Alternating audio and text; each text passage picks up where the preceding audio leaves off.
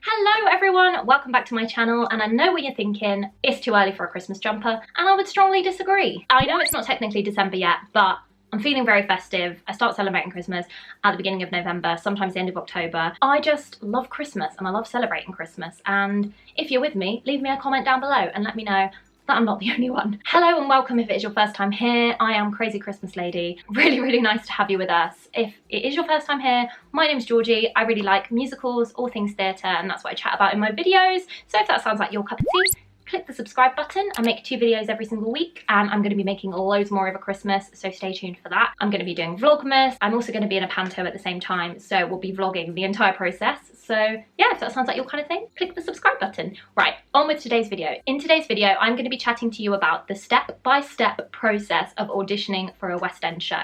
I get so many questions on this subject, and I think it's a really interesting subject and something that I don't think people really know unless they've done it. Like, you don't know the exact process that goes into it. One thing I will say, little disclaimer, is every single process for every single show is different. So this video would be like 10 hours long if I went through every single process for every single show that I've ever auditioned for. This is pretty much the kind of rough outline of what happens when you audition for a West End show.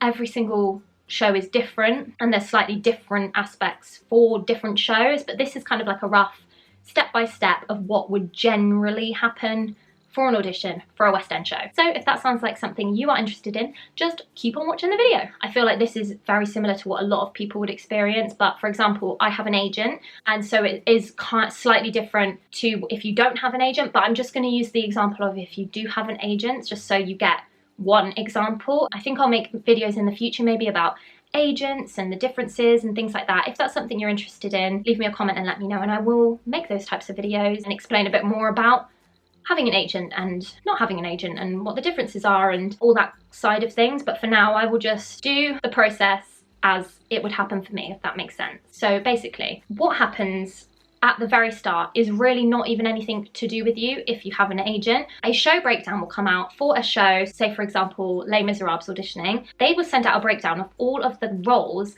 that are available, which will normally go on Spotlight. I will explain what Spotlight is in a separate video. It is basically the database for like all auditions that happen in the West End, as well as everywhere else. Film, TV as well, everything. So a breakdown will go out basically that all the agents will receive of all the roles that are available for that specific show. Then your agent, or yourself if you're representing yourself, will submit you for whatever role they think you are appropriate for. So that happens. So you get submitted for a specific role in the show. The next bit, which people don't often realise, is that you may not get the audition. You may never hear anything. You may not even know necessarily that you were even submitted for that role if you don't get called in. It's not definite that you will be called in for every single show, even if you are submitted, and I think that's something that isn't really widely spoken about. You don't just automatically get auditions for things. It's actually really hard to even get an audition for a show. So you will be submitted, and then that might be the end. Your agent or you might not hear another thing about it. In scenario B, your agent will submit you for this role in this show, and they will hear back that you have been asked to go in and audition. So then your agent will get sent through all the details for your audition. Now, depending on the show, it could be very different. You might get sent through a time to go to a dance call. If it's a very dance heavy show, you might have to dance first. So you will be sent a time through, and you will go normally to a group dance audition where they will see you dance and audition you with lots of other people, either for that specific role with all the other people auditioning for that specific role, or sometimes it's just a general everyone in together audition. So it could be dance audition first, or it could be singing first. This is based on musicals. So it could be you get asked to take 2 songs of your own choice that are appropriate for the show and go in and sing those songs for the audition panel. Or it could be acting first. They may ask you to take a monologue. They may ask you to take a song and a monologue. You just never know. It's different every time, but those are normally the kind of first stages. Sometimes you might be asked to take all your dance clothes and go for a dance audition, but then also on the day, if you get through the dance round, you may be asked to sing. So you have to take songs just in case you get a recall on the day. Or sometimes it's an automatic, you're going to dance and you're also going to sing. But like I said before, it really, really depends. So you've done your first round and you're waiting to hear. Then you will wait to hear if you have a recall. Normally for shows there are a few rounds. So you'll have your first initial round and then you will be asked to go back in and do material. So this point in the audition process is where they will introduce you to material from the specific show that you were auditioning for. Sometimes, as a side note, you won't have to do the first step and they will just send material straight away. But that really, again, just depends on the show and on the casting team. If you've seen them before, certain things like that. It really, really, really depends. But let's say, for example, you've done your first round where you've taken your own material.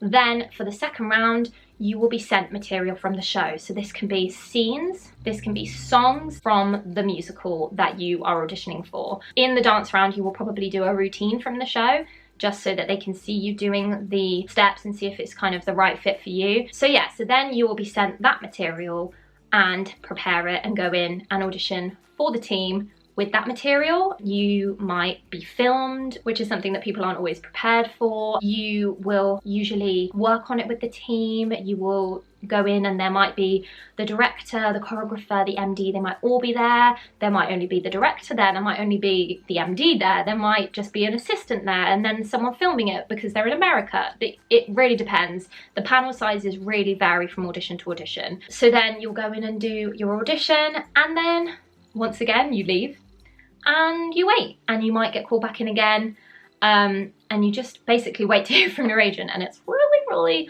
hard to wait. And sometimes you're waiting for a few days, sometimes it's instant after the audition, sometimes you're waiting for a few weeks. It really depends, and it kind of goes on in that vein. You may have a few rounds, you may only have one round, but normally for shows there are a few rounds. I'd say normally at least 3 rounds, and then if you get through all of those rounds successfully, which you will know by getting a call from your agent saying you have a recall, or an email from your agent saying you have a recall with all of the information, which will be the same as the last few times, then you will go for a final audition, which normally it says in the email, finals. You will then go for your final audition, which is normally in front of the entire creative team. It will be definitely filmed if people aren't there and want to see it. It is your kind of final chance to show them the material that you've worked on with them and worked on yourself.